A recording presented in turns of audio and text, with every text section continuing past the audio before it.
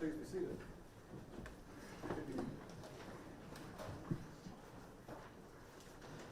Here's the case CR 2025-548, State of Ohio versus Darnell Jones. We're here today to begin the adjudication in this court of the charges against Mr. Jones. I will go over those charges and death penalty specifications and cover a lot of other necessary ground today. Let the record reflect Mr. Jones is present today as our assistant prosecutors, Ms. Latigue Wilson, Ms. Cook, Mr. Klukas, defense attorney David Klukas, Mr. Jones, of course, is here with his with them, and by them I also mean Ms. Baronis, who is here, court staff, members of the press, security personnel, and members of the public. This hearing is being preserved for the record by Sarah, our court reporter. And as I said, we've got a lot to cover, so I ask for everyone's patience, perseverance, and best behavior. Mr. Jones, there's a lot of people here today. You can tell. And I can appreciate if you're anxious or if you're nervous. I want you to do your best to focus on me and the questions I'm going to ask you and the information I'm going to give you, okay? Now, as we said, I have a lot to go over. I want to make sure you understand it as best you can, okay? Yes, sir. What's your name? Darnell. What's your full name? Well, I go by Ogletree, Darnell Ogletree. They got it as Jones. Okay, can you explain why do they have Jones? Why do you call yourself Ogletree? My birth name is Darnell Ogletree, and my adopted name is Darnell Jones. Okay. But ever since I was like 19, I've been under Ogletree. Okay. But does your birth certificate say Ogletree, or does your birth certificate say Jones? If you know. Jones. It says Jones? Yeah, but like my social security card, my ID, all my taxes, everything's been under Ogletree. Okay. Where were you born? Ohio. Where were you raised and where have you lived?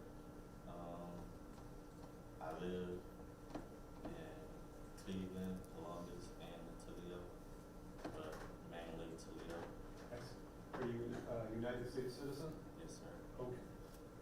Can you speak, read, and write in English? Yes, sir. All right. Do you speak, read, or write any other language? No, just English. Just English, okay. Do you have any problems reading, hearing, seeing? No. Do you wear contacts? Sometimes I wear reading glasses, but Okay, well, there's gonna be some stuff to read today. And for instance, we have an indictment, you can see on the big screen there, the screen in front of you. I'm gonna be reading part of that. So if at any time you need help with anything, please let either your attorneys or let me know, all right? yes, sir. How about hearing aids, anything like that? No, sir. All right, can you hear me okay? Yes, sir. I'm gonna ask you that you speak up when you can, okay? Are you taking any medications? Just paying meds for the accident, and they got me on some psychotic meds, anxiety. For anxiety? Yeah. Okay. Are you taking those medications pursuant to a doctor's order? Yes. Okay, are you taking them according to those instructions? Yes. All right. Do those medications affect your ability to understand what I'm telling you? No, sir. Does it affect your ability to answer my questions? No, sir. Okay, once again, if I go too fast or you don't understand something, just let me know, okay? Yes, sir. All right, fair. Have you been diagnosed or treated for any mental illness? Yes, sir. What kind? Depression, schizophrenic, bipolar, ADHD, ADD. It's been a lot. I can't name it all. I don't want to get too much into your personal medical records, but the reason I'm asking you this is, again, I want to make sure, and I'm sure your attorneys want to make sure you're understanding what I'm asking you. That's the only reason I'm asking you right now, is to make sure that if you have any kind of medical condition, physical condition, handicap, it doesn't impair you from answering my questions and understanding what I'm talking about, okay? Agree? Yes, sir. All right. We need, as I said earlier, to review some very important matters, starting with your right to counsel, your right to an attorney.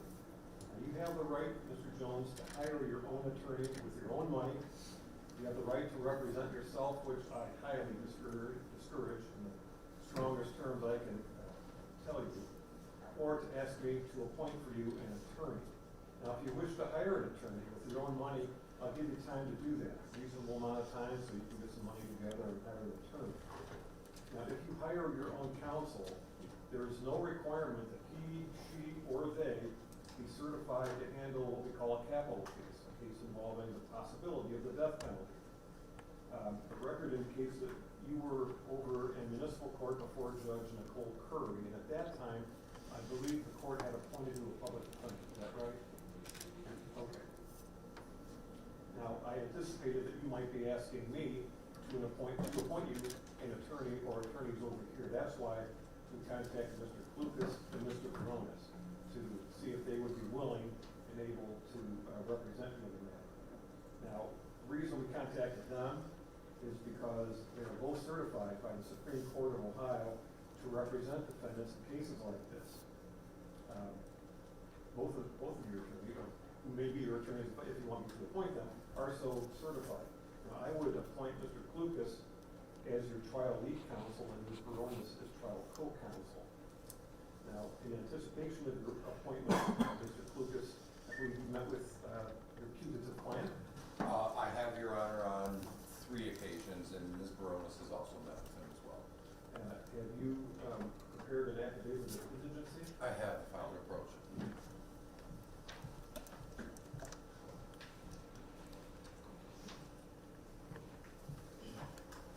See that the financial disclosure form has been completed, and I want to ask you, Mr. Jones, I know you say you go by Ogletree, but you signed your name Darnell Jones, correct? Okay. That's your signature right there? All right. Court finds, in fact, given that what you have reflected in your form, that you are in fact indigent. The court approves your affidavit.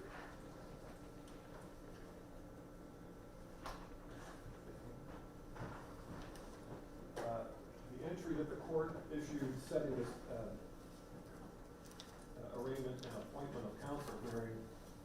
is a discussion that your attorneys and attorney for the state of Ohio had with me in chambers that was on April 24th, I believe, earlier this week. Yes. And that entry, I think a copy of that entry is on the table in front of you. It looks like this. Counsel, I'll ask Ms. Latigue Wilson, is there anything you'd like the record to reflect that beyond what is in that order of what we discussed in chambers? No. Mr. Lucas? No, Judge. Do you have any questions about that, Mr. Jones? No, sir. Now, I know Mr. Lucas went over this with you. I want to go over it with you too. As you know, Mr. Jones, Mr. Klukas' son, London Klukas, who's here in the courtroom, is an employee of the Lucas County Prosecutor's Office. Did you know that? Yes, sir. Do you understand that I am going to be ordering your attorney, father, Mr. Klukas, Dave, not to have any communication with his son, London, about this case? Do you understand? Yes, sir. You so agree? Oh, absolutely, yeah. Okay. Ms. Liptak Wilson, later office wall off London Klukas from any participation in the investigation, research, strategy, discussion, in any and all facets of the prosecution of the case. Yes, Judge, we will ensure that takes place. We've had discussions with Mr. London Klukas already. We also put in place some security measures in the online case management system that the case documents will be uploaded into. Thank you very much. Mr. London Klukas, I'll ask you, will you agree to have nothing at all to do with the case and take affirmative measures, if necessary, to absent yourself from any discussion whatsoever about the case? Yes, Your Honor. Okay, thank you, sir. Now, given what I just heard, Mr. Jones, I find that there is almost certainly not a real conflict of interest here. And any potential conflict of interest now has been avoided because of what you heard them promise the court that they're going to do and not do. Okay? But I want to ask you, sir, if you yourself are satisfied that Mr. David Klukas can continue to represent you. Yes, sir. All right. Do you have any questions and concerns about that? Yes, sir. You understand that father and son will see each other, Yes, sir. probably be at family events and dinners and maybe go to a Tigers game or something like that together. You understand that? Yes, sir. You understand that any father and son will be talking with each other about various things, right? Yes, sir. Okay. Now, they promise not to talk about the case in each other's presence, even directly, at any time. And in fact, Mr. London Klukas will be walled out from any participation in this case while he works for the prosecutor's office. You understand that? Yes, sir. And you're okay with that? Yes, sir. All right. Now, if you want some time to think it over, I'll give you that time. If you want me to appoint another attorney for you, I'm happy to do that. But since you're willing to go forward with Mr. David Klukas as your attorney, I see that he has provided to the court a waiver in writing, which I'm showing you here from the bench. Have you seen this document before? Yes, sir. I think a copy of it might be on your counsel table as well. On the second page, I'm showing you here from the bench, Mr. Jones. Is this your signature? Yes, sir. Okay. I'll make sure that that waiver of potential conflict of interest is filed with the record of the case. Got a couple of questions now, Mr. Jones, for your attorneys, okay? So I'll ask Mr. Klukas, Ms. Baronis, please confirm you are both certified to be appointed as trial lead counsel pursuant to the rules for appointment of counsel in capital cases. I am. I am as well, Your Honor. Please confirm that you will remain so qualified throughout the entire pendency of this case. I will. I will also. Please confirm that your law offices are located in Ohio. Mine is. Yes, it is. Please confirm that your workload outside this case will allow you ample and sufficient time to devote to this case, and that this case will, when necessary, take precedence over your other professional obligations. Absolutely. That is correct. Okay, thank you. Mr. Klukas, as trial lead counsel, please confirm that you will bear overall responsibility for the work of the defense team in this case. I will. And both of you, I'll ask, will you endeavor to provide high-quality representation to Mr. Jones throughout the case? Yes, we will. That's correct, Your Honor. They are very well qualified, Mr. Jones. They have been certified by the Supreme Court of Ohio to handle death penalty cases. I want to make sure that you're confident in your attorneys, okay? Yes, sir. Would you like me to formally appoint them for you today? Yes, sir. So ordered. If during the pendency of this case, counsel, it's necessary for me to appoint additional attorneys, please bring that to my attention. We will. Your Honor. Thank you. On your table, counsel, I have the appointment of trial counsel form, which is required to be filed both in this case and with the Supreme Court.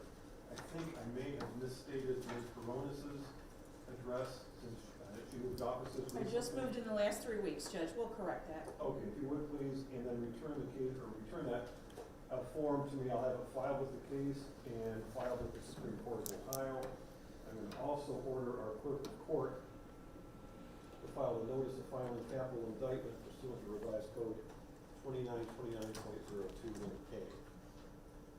Captain Cromet, welcome. Thank you for coming. I got a couple questions for you, sir. Can the Lucas County Jail provide Mr. Jones and his counsel with appropriate accommodation in which to meet privately and confidentially throughout the case? Yes, Your Honor. Okay. Will counsel need to make any advance arrangements to meet, to show evidence, discuss evidence, et cetera, with Mr. Jones? We'd appreciate a little notice, based on our security measures. Call the Corrections Administrator's Office to advise arrival time and things in a day. Will do, yeah. I mean, there may be some instances of spontaneity, but for the most part, yes, we can do that. Mr. Crum, or Captain Crum, excuse me, are there any security issues which would preclude Mr. Jones from appearing in the courtroom without restraint and in civilian clothing that you're aware of? None that I'm aware of, Your Honor. If there are any medical conditions, on behalf of Lucas County Jail Captain, will you please, under seal, provide any medical information the court needs to know about? We will. Okay, and share that, of course. Always. See counsel. Always. Okay. Captain Schnur? Any security concerns that you would like to have addressed today? Given the high-profile nature of the case, we are asking that once the proceedings have started, that we don't allow any additional members of the public in at each session after the proceedings have started. Also, that we would like to, we will be prohibiting, or we would ask the court to prohibit spectators from loitering in the hallways during the proceedings. The court has taken steps to broadcast the proceedings on the televisions on the first floor, and we would ask that to be a reasonable accommodation for the public to have access to the trial or to any proceedings once the courtroom is full. No. Can you check it from the state? No. We are now, and we will continue in the future to broadcast all proceedings in this case for anybody who cannot fit in the courtroom, which is not the problem today. We have empty seats. But we will be broadcasting everything to the 2 monitors that are on the first floor by the snack shop. It's an amply sizable space for any member of the public to come and use, so that we can ensure that Mr. Jones doesn't have a secret trial, but they have a public trial that you're entitled to. Do you understand that, sir? Yes, sir. Okay, good. I would also endeavor to hold future hearings, pre-trials and the like, on Friday mornings at 9, so as not to interfere with the other business being conducted in the court. Wednesdays, this is an off one for us because I wanted to make sure that we had the arraignment as soon as we could. But going forward, I would anticipate using Fridays at that. Okay. All right. Counsel, do you have any questions of either Captain Coleman or Captain Schmidt? We do not. Any from the state? Okay. Let's go to the arraignment. As you see on the screen in front of you, Mr. Jones, and there's actually a paper copy that you're being handed right now, is the indictment. Usually, the reading of the indictment is waived, and Mr. Lucas, I believe you would have no problem with the court waiving before reading of the indictment? No, in fact, we would offer a waiver of the reading of the indictment. What I'd like to do is then, rather than read the whole thing word for word, which will take us a half hour, I want to go over with you the nature of these charges, because I want you to know them so that you have as much information as you need to be able to deal with your attorneys and ask them pertinent, intelligent questions and all of that, okay? All right, so let's begin. And the direct, as I said, it's on the screen too, if that's easier for you to read that one. All right, so the indictment has a case number on it, has your name on it, and it has some operative dates. This indictment, Mr. Jones, contains in it 15 different counts. A count is simply a charge that you violated the law. Let's start with the first one here. You've got count 1, aggravated murder, UF means unclassified felony with specifications. And it alleges that you did purposely and with prior calculation and design cause the death of Kei'Mani Latigue in violation of those code sections, making it aggravated murder. Now you're going to see beneath that felony murder specification, which alleges that you committed, attempted to commit, or were fleeing immediately after committing or attempting to commit rape, and either the offender, you, were the principal offender in the commission of the aggravated murder, or if not the principal offender, you committed the aggravated murder with prior calculation and design. The specification under that also says felony murder. It's the same as the one I just read with the replacement, instead of rape, it says kidnapping. And the third felony murder specification replaces rape or kidnapping with aggravated burglary. Otherwise, those three specifications are essentially the same. You'll see on the next page that there is also a murder to escape specification, which reads that the offense was committed for the purpose of escaping detection, apprehension, trial, or punishment for another offense committed by you, to wit, rape, kidnapping, and or aggravated burglary. Below that is what's called a sexual motivation specification, and it says that you committed the offense with a sexual motivation. Finally, it says sexually violent predator specification, saying that you are a sexually violent predator. Count 2 says all of the same things, essentially, other than it alleges that you did purposely cause the death of Kei'Mani Latigue while committing or attempting to commit, or while fleeing immediately after committing or attempting to commit the offense of rape, being aggravated murder, unclassified felony. You'll see the same essential specifications: felony murder times 3, the murder to escape specification, and the other two specifications that were attached to count 1. I won't read those again for you, since your attorney rather is waived reading. So we go on to count 3, which is another aggravated murder charge, alleging you purposely caused the death of Kei'Mani Latigue while committing or attempting to commit kidnapping. You'll see the same specifications in count 3 as you saw in counts 1 and count 2, with the names of the offenses changed where appropriate. And then there's count 4, which is the last aggravated murder charge against you. It reads similarly to the ones I just read. Okay. We'll move down to count 5. Count 5 is different. It's rape, a felony of the first degree with specifications, which alleges that you did engage in sexual conduct with Kei'Mani Latigue when you purposely compelled her to submit by force or threat of force, constituting rape, a felony of the first degree. That charge has a sexually violent predator specification, as you can see below. Count 6 is similar. It alleges it's a count of rape with a specification. It alleges that you did engage in sexual conduct with Kei'Mani Latigue while you purposely compelled her to submit by force or threat of force. Again, rape, a felony of the first degree, and it's got that same sexually violent predator specification. Count 7, there it is on the screen, is a count of kidnapping. It's a felony of the first degree with specifications.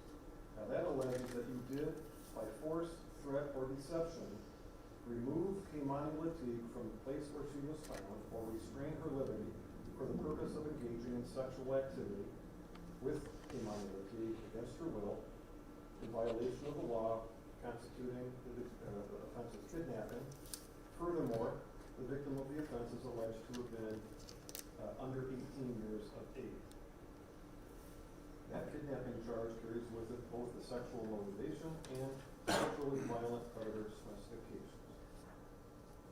Count 8 is also a kidnapping charge, alleging that you did, by force, threat, or deception, remove Kei'Mani Latigue from the place where she was found or restrain her liberty for the purpose of facilitating the commission of rape or flight thereafter, also constituting the charge of kidnapping, a felony of the first degree that has the sexual motivation and sexually violent predator specifications attached to it.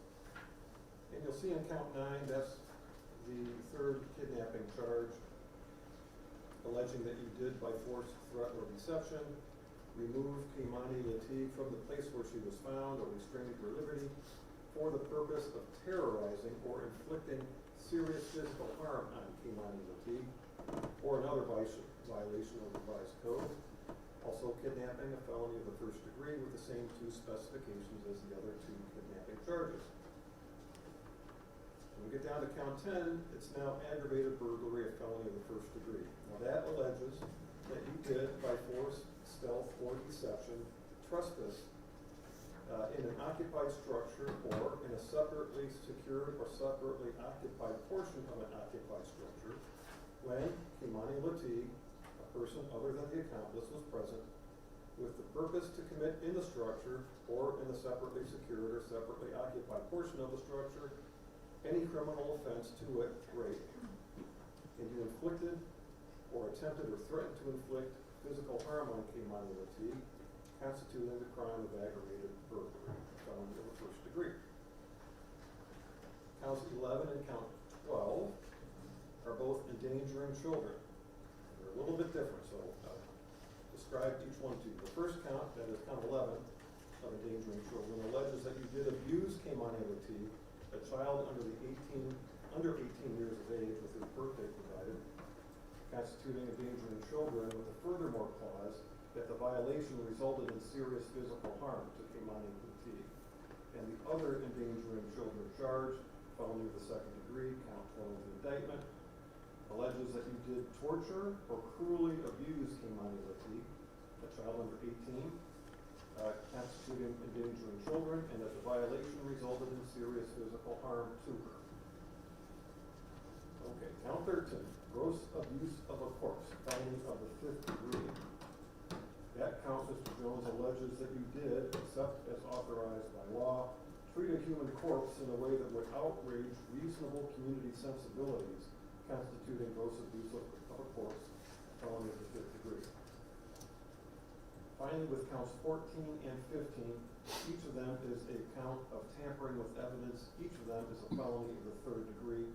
Each of them allege that you did, knowing that an official proceeding or investigation was in progress or was about to be or were likely to be instituted, alter, destroy, conceal, or remove any record, document, or thing with purpose to impair its value or availability as evidence in such proceeding or investigation in violation of the law, constituting tampering with evidence, a felony of the third degree. As I said, counts 14 and 15 are essentially the same. Did you understand what I read? Yes, sir. How do you plead? Not Let me see if I can be a little more precise here. Okay. So, with respect to count 1, Judge, to the charge of aggravated murder on behalf of Mr. Jones, we offer a plea of not guilty. To the 3 felony murder specifications, the 29-2904A7 specifications, we offer pleas of not guilty. To the murder to escape specification, we offer a plea of not guilty. To the sexual motivation specification, we offer a plea of not guilty, as well as a plea of not guilty to the sexually violent predator specification. Likewise, for count 2, to the substantive count of aggravated murder, we offer a plea of not guilty. To the 3 felony murder specifications attached to that count, we offer a plea of not guilty. To the murder to escape specification, it's a plea of not guilty. Sexual motivation specification, we offer a plea of not guilty, and a plea of not guilty to the sexually violent predator specification. With respect to the substantive count charged in count 3, the aggravated murder, we offer a plea of not guilty. To the 3 felony murder specifications attended to count 3, we offer a plea of not guilty. To the murder to escape specification, we offer a plea of not guilty, as well as a plea of not guilty for the sexual motivation specification and the sexually violent predator specification. For count 4, it's the same process. To the substantive count, not guilty. To the 3 felony murder specifications, not guilty. Murder to escape specification, not guilty. sexual motivation specification, not guilty, and the sexually violent predator specification, not guilty. Because those first 4 counts are capital offenses, I believe it's appropriate to enter a plea not only to the substantive count, but to each specification. Beginning with count 5, we don't have a capital charge. So what we're gonna do is offer a plea of not guilty to count 5 and the attendance specifications. As to count 6, we're gonna offer a plea of not guilty to the count and the attendance specification. With respect to count 7, we offer a plea of not guilty to the substantive count and to the 2 attached specifications. With respect to count 8, we offer a plea of not guilty to the substantive charge of kidnapping and the 2 attendance specifications. Count 9, we offer a plea of not guilty to the substantive count of kidnapping and the 2 attached specifications. We offer pleas of not guilty to counts 10, 11, 12, 13, 14, and 15. Thank you, counsel.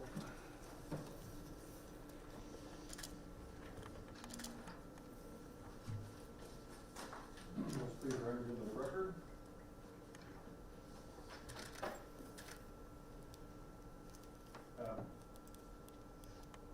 Going forward with this case, Mr. Jones, you have now, and you will have throughout the rest of this case, a number of rights. I don't have the ability to go into great excruciating detail with you about those rights, but I want to go over them generally, and your attorneys later can answer any questions you may have about them, okay? All right. You have the right to counsel. We've talked about that already. Counsel has been appointed for you. You are presumed to be not guilty of the charges and specifications brought against you. You have a right to a trial by jury of 12 persons who must be unanimous in their verdicts. You have the right to have the state prove your guilt beyond a reasonable doubt as to each element of each charge and each specification. You may waive your right to trial by jury and opt to have a 3-judge panel try the case instead of a jury. You have the right to confront any witness who testifies against you at trial and have your lawyers cross-examine them for you in the courtroom in your presence. You have the right to what we call compulsory process, which uses the subpoena power of this court to allow you to have any witness you want to testify in this case for you on your behalf to be brought in here to testify for you, so you can call that witness. You cannot be forced to testify against yourself at trial, and if you chose not to testify, your silence could not be used against you in an attempt to prove your guilt. You have the right to be present at every stage of this case. You have the right to hire the services of experts with the court paying the bill for them. And you have the right to present evidence and mitigation at the sentencing phase of this trial. Again, these are a generalized version of your rights. Do you understand? Okay. Remember, you can ask your attorneys at any time if you have specific questions about any one of these rights, okay? Yes, sir. Okay. Now, as you know, death penalty specifications have been a part of this case. That means this case will be divided into 2 parts, the trial phase and the sentencing phase, if necessary.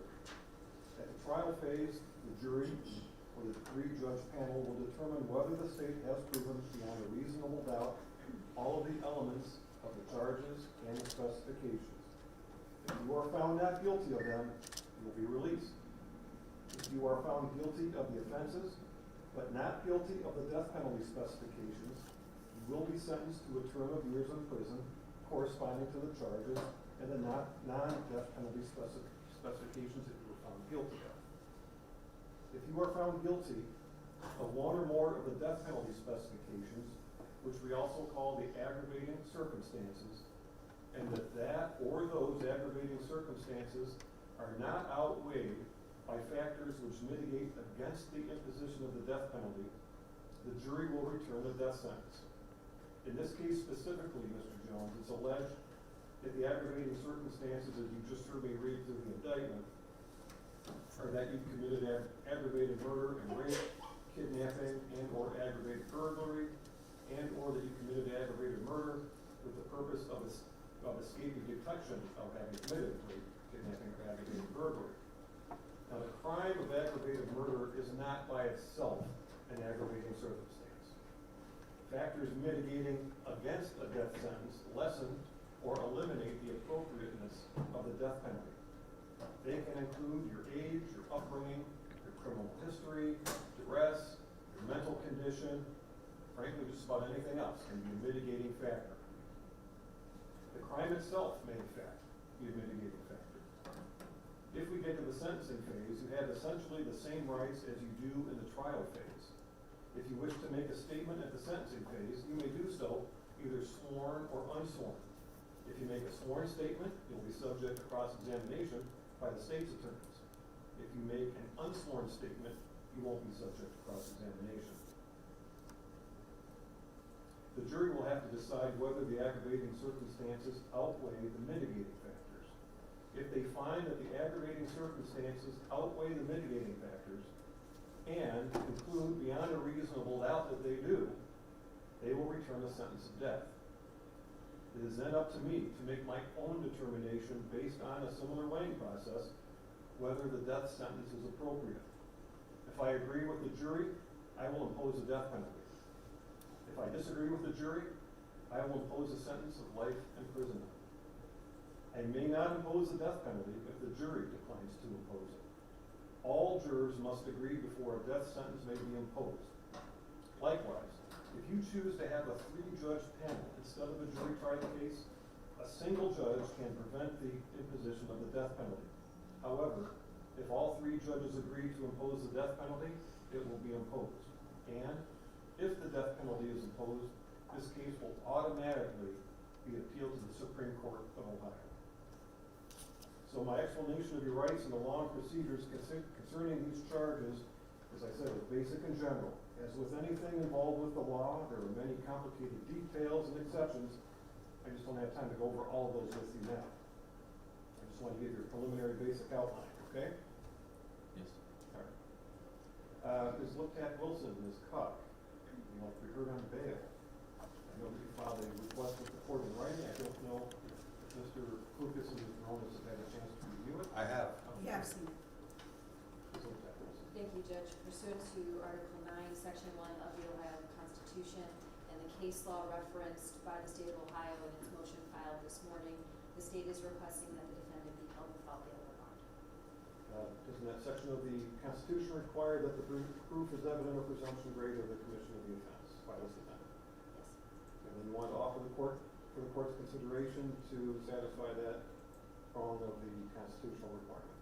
Not at this time, Judge. We'll turn to counsel for the defendant to see if they have anything they would like to offer contrary to that at this time. Very well. Mr. Lucas? Judge, as the court indicated near the beginning of this proceeding, Mr. Jones is indigent. Quite frankly, bail is something of an academic issue here. There is no bail that the court is going to set that is commensurate with this case that Mr. Jones is going to make. I don't necessarily agree entirely with what the state has posited in their motion, but I do agree that Article 1, Section 9 does provide a basis to hold without bail. But I think that the case law that the state cited, there's basically one meaningful case, and it's the Reeves case. And it does say that the court can make this decision based only on the return of the indictment, but it also leaves us the opportunity to return at a later date. And I guess what I wanted to say here is that we would like an acknowledgement from the court that if the court chooses to hold Mr. Jones without bail today, that it acknowledges that the applicable law does give us the opportunity to come back and overcome that presumption. So right now, I don't really know enough about Mr. Jones to make an intelligent bail pitch. I know what kind of case it is. I know what the means are to post a bail. So I really don't have anything other than the legal argument to acknowledge that we can come back to offer the court by way of argument on bail. Yes, fair. You've not received any discovery yet from the state, I presume? I've received nothing. In fact, technically, I explained to Mr. Jones that until this proceeding is over, I'm not entitled to it. So, okay. The point is well taken, Mr. Lucas. I'm going to have the defendant remanded without bail, reserving for the defense the right to readdress bail at any time in the future. As I said, we'll be here having regular pre-trials, motion hearings, and other court events throughout the pendency of this case. And at any time, if you'd like to readdress bail, I ask that you do so in writing, Oh, absolutely. and there'll be time, of course, for the state to respond. Okay, thank you. Let's go over if we can speedy trial. Mr. Jones, you have a constitutional right and a statutory right to have your case tried speedily. I would ask whether the state has a date of arrest from which we can begin counting days. Just one moment, Judge. Sure.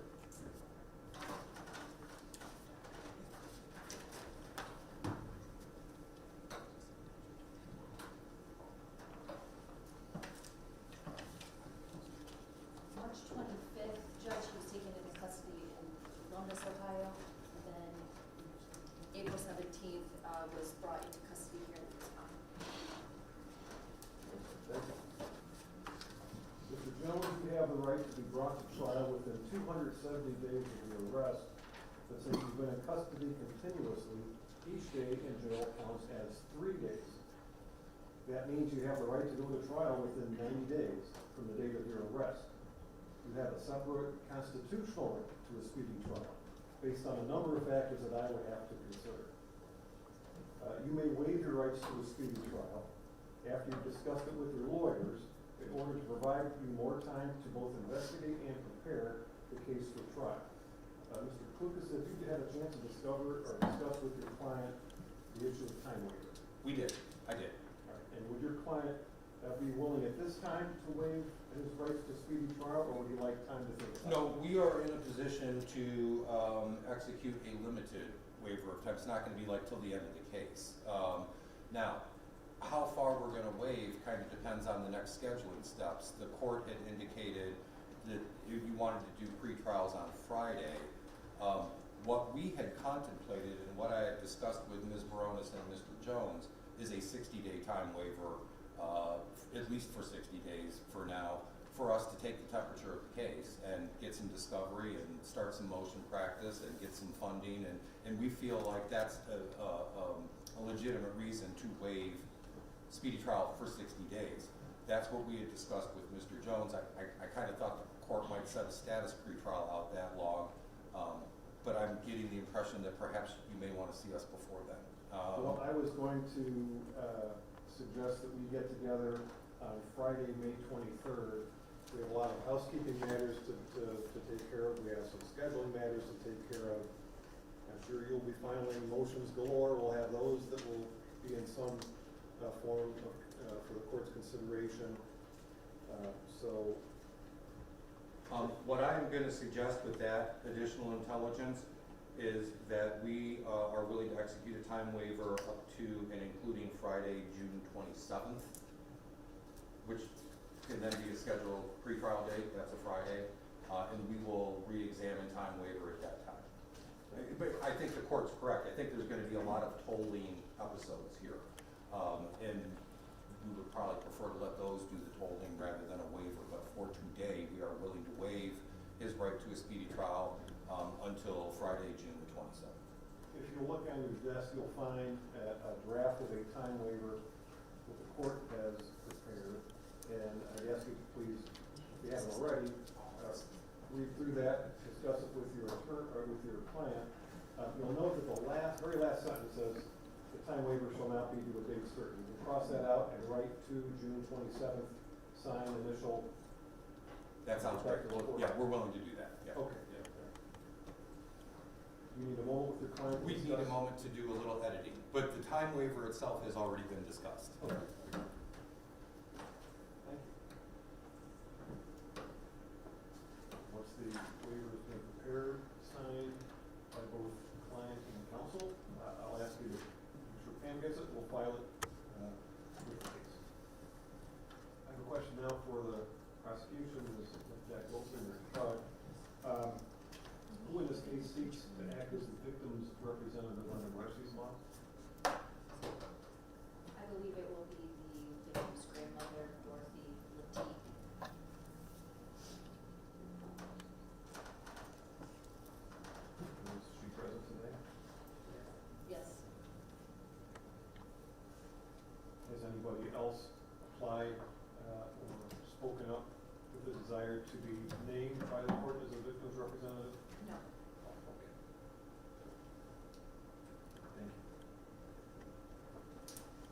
both sides now, if I may. Is there any objection to a gag order prohibiting counsel and all others acting through or on behalf of counsel and parties from making any public statements regarding the case, unless, of course, those statements are made on the record while court is in session, and also from providing any information regarding the case to any person, media, or other entity? I believe Ms. Baronis and I are of the same opinion, which is we are not in the habit of making public statements anyway. So the order that the court proposes is fine with us. No objection from the state. The court will then order, and will issue a written order to that effect. And of course, Mr. Jones, so you understand the purpose of the order is to limit the effect of pretrial publicity and ensure that this case is tried right here in this courtroom, not out there in the community. Okay? I anticipate, as you all know, many motions and other documents will soon be filed. I'll be issuing some housekeeping orders regarding those, but for now, I would direct the parties to alphanumerically sequence their motions. I think there may have been some filed already, so we may have to back number those. The defendant will use numbers, the state will use letters, the court will use Roman numerals. We have a number of friends here in the media. Pam has provided you with a copy of Superintendent Rule 12, which will govern the recording, broadcasting, and photography of court proceedings. Our court administration and our courtroom staff can assist you with any issues. If you'd like to be kept up to date on scheduling, please make sure that Pam, my criminal bailiff, has your email address, because sometimes at the last minute we have to reschedule things and hate to have you come all the way down here only to find out that at the last minute we had to waste your time. I would ask kindly that you refrain from broadcasting images of Mr. Jones outside of the courtroom and at any time that he might be wearing restraints in order to preserve the jury pool and, of course, Mr. Jones's presumption of innocence. Okay? And thank you. Mr. Jones, If I may approach with the signed waiver.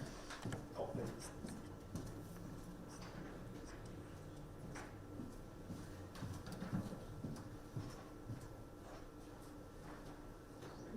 Waiver. Filed, and thank you. All right, Mr. Jones, we're going to quite a lot today. Do you have any questions? No, sir. All right, now we're going to be seeing a lot of each other in the coming weeks and months, and I want you to keep me posted of how you're doing. I want you to keep me posted on not what you're talking to your attorneys about, because that's protected information. I can't know, they can't know, the media can't know. You're entitled to absolute confidentiality with your attorneys. But if there's any breakdown, if anything that needs to come to my attention, I want you to make sure you tell me, okay? Yes, sir. All right. Now, there's gonna be times when you're gonna be frustrated, angry, you name it, right? I get that, that's all, we all experience that. You're experiencing it most acutely given the situation we're in now. If there's a major and insurmountable issue, bring it to my attention. And anything that you want to share with the court, you have to share it through your attorneys unless you're sitting here where you are right now, right in front of you, okay? Yes, sir. All right. Mr. Klukas, Ms. Baronis, do you have anything else for the record today? I don't believe so. Nothing more from us, thank you. Ms. Litek Wilson, Ms. Cook, anything further?